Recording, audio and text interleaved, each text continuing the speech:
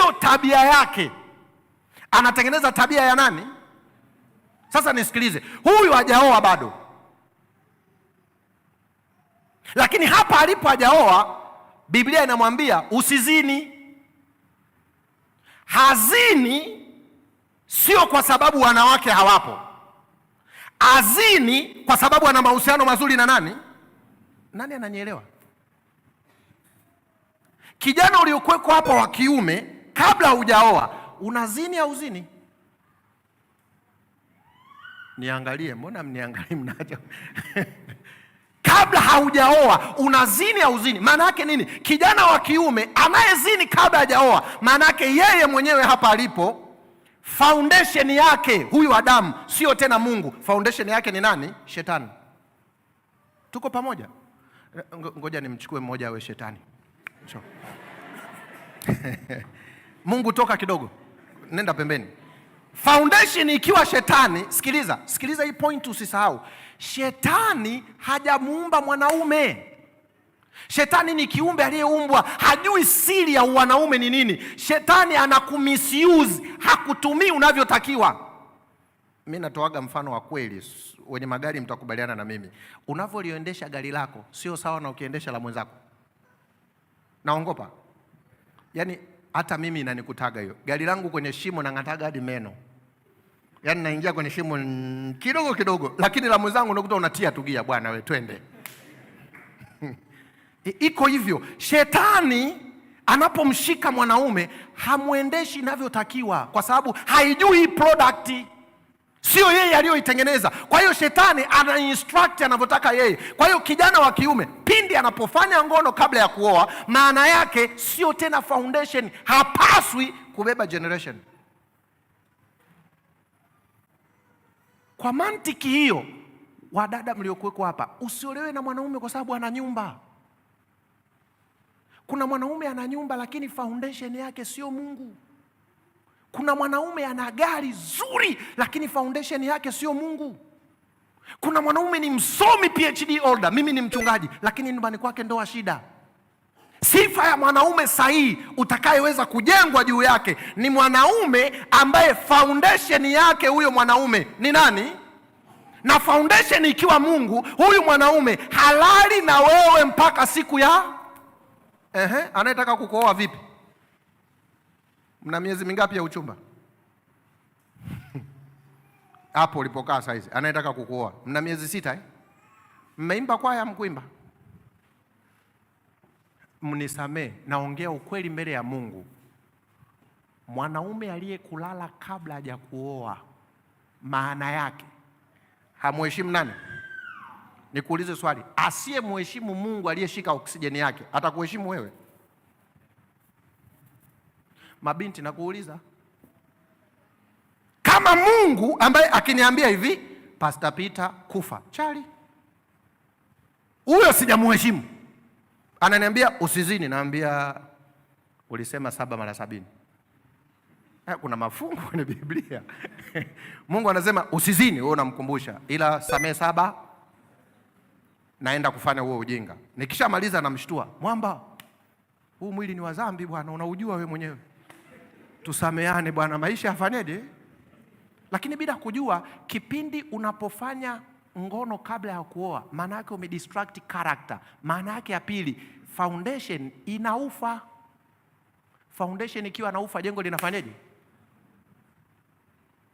Yaani mimi Pastor Kiombile sijui, lakini nafikiri imefika wakati hawa vijana wa kiume hawa tuwafunde. Kule kwetu Dodoma kuna wakati tunaendaga polini kabisa kufundwa. Tusipokuwa macho kuwekeza kwa vijana wa kiume, trust me, kizazi kinachokuja ni kibaya sana. Kwa sababu mwanaume yoyote ambaye foundation yake sio Mungu, nitakuja kukufundisha mbeleni. Ndio maana leo watu wanavutiwa. Leo ujiulize kwa nini tuna single parent wengi. Leo mwanaume anaona fahari kufiatulisha watoto ambao halei. Leo ukija kwenye TV, watu maarufu Tanzania ndio wanapromote kuwa single mother. Leo mdada anakaa mbele za watu kabisa sema, mimi mwanaume anitishi. Kama kazi ninayo, gari ninayo, nikitaka watoto nazaa, mimi sihitaji mwanaume. Hahitaji mwanaume, lakini anao wangapi? Anao na nili nao. Yaani akija hapa, mwanaume antishi, mimi simuhitaji. Akishuka hapa usiku, kaenda kwa mwanaume huyo. Anazini ila hana mume. Kibiblia, tayari foundation imefanyaje? Nisikilizeni wadogo zangu, wazazi wangu na wakubwa wenzangu. Ndoa haianzi mke na mume. Trust me. Ndoa inaanza hapa kabla hawajaoana. Huyu mwanaume anamheshimu Mungu. Huyu mwanaume akimheshimu Mungu, huyu dada akiolewa na huyu mwanaume atakuwa salama. Kwa sababu anaye control kwa huyu mwanaume ni mbingu. Kama mbingu inamcontrol, manake she will be fine. Ngoja niwaambie, mnaziona hizi ndoa zinazokuja kanisani hizi? Kuna wakati wakiwa kwenye gari mule ndo wanaambiana, wakipaki pale unaambia tumefika kanisani. Mambo yako siyataki. Kwa hiyo wakishuka hapo wanatutishia, unaona wanapendana, kumbe wanatuigizia.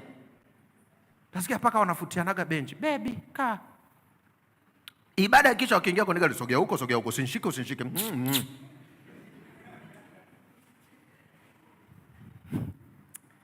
Hivi binti ambao hujaolewa, siku ya kwanza ukienda kutongozwa na mwanaume, wewe unaulizaga mambo gani? Sasa angalieni sisi tulivyokuwa wapumbavu. Siku ya kwanza binti anaenda kutongozwa, maswali anaouliza, birthday yako lini? Birthday inahusiana nini na ndoa? Swali la pili la kijinga, unapenda chakula gani?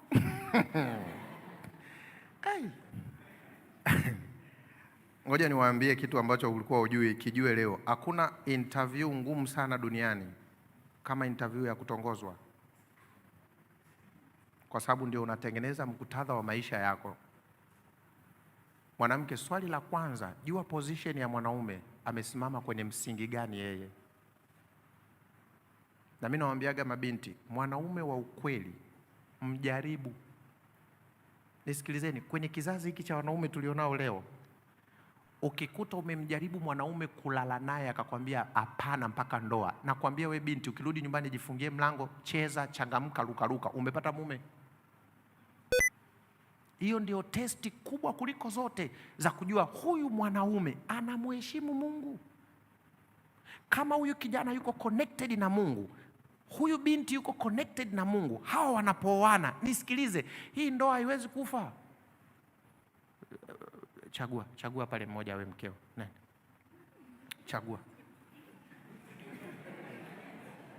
Ametenda maajabu. Simama hapa mbele mniangalie mimi. Shike, umeolewa hapa tu kwenye mfano. Mshike mkono. Sasa sio ukitoka hapa uanze wewe unajua yule ni pasta mpaka mafuta. Vijana bwana anaweza akatembelea umo yani hapa. Akitoka kumwambia binti wewe unajua pasta anaongozwa na nani? Wadogo zangu nisikilizeni vizuri kabisa. Sikilizeni vizuri kabisa hii pointi. Kama huyu mwanaume alikuwa foundation yake ni Mungu, hii ndoa ipo? Sikiliza vizuri. Kama hii ndoa iko salama, kinachofuata baada ya ndoa ni nini? Familia. Watoto waliozaliwa, tujipange hapa watatu. Maana yake hii familia ipo? Sikiliza vizuri, kama hii familia iko salama, kinachofuata ni nini? Community. Jamii, si ndio? Maana yake jamii iko? Acha jamii, baada ya jamii kinachofuata ni nini? Taifa. Tanzania lipo? Sasa angalia, taifa likiwa limeharibika, hatutatui taifa. Shida sio kwenye nini? Tunakuja kwenye community. Shida sio nini? Tunakuja kwenye familia. Shida sio nini? Tunakuja kwenye ndoa. Shida sio nini? Tunakuja kwa mmoja binafsi hapa. Shida ndipo tutakapoitafuta. Sisi hapa kanisani tulivyokaa sasa hivi, si ni community? Humu ndani kuna aina ngapi za watu? Mbili. Mwanamke na. Ukiona kanisa liko corrupted, ukiona ndani ya kanisa kuna shida sio community. Tukitafuta tutagundua shida iko wapi.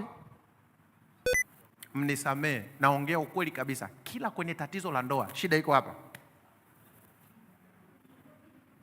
Wanawake hawana shida. Nitakufundisha hapa siku zijazo utashangaa. Shida iko wapi? Kama tukijenga hapa vizuri, hili lote litashikiliwa. Leo ukiona polisi mkorofi ukienda kituoni, ujue shida haiko polisi pale. Haipo pale. Shida iko wapi? Hapa. Huyu baba akiwa tu mshenzi, ndoa yake inakuwa ya kishenzi, watoto wao wanakuwa washenzi, community inakuwa shenzi, taifa linakuwa.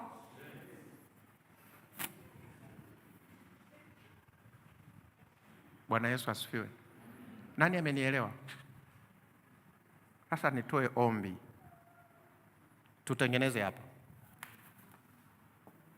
kabisa. Mimi nawaambia, mimi kuna wakati naangaliaga taarifa habari, nikipita hapo Ubungo chini naona watoto wamejaa pale wanakula gundi, wametelekezwa na wazazi. Makosa sio yao.